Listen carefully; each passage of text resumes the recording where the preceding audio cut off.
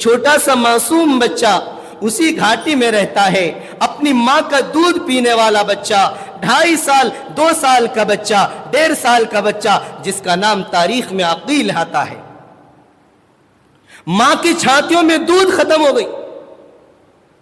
وہ بچہ رو کر کے کہتا ہے کہ امی جان مجھے بچا لو،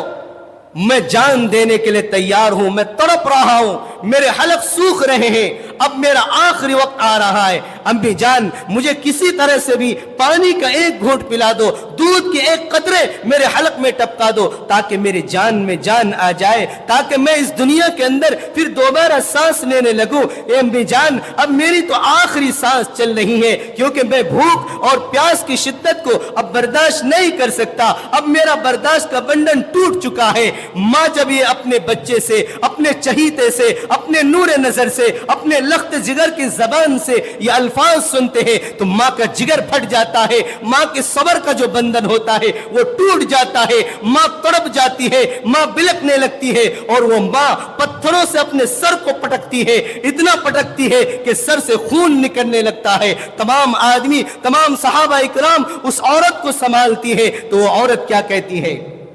اے لوگوں مجھے چھوڑ دو، میں چاہتی ہوں کہ میرا بچہ پہلے مرے، اس سے پہلے میں ماں اپنے بچے کے مرنے سے پہلے جان دے دوں،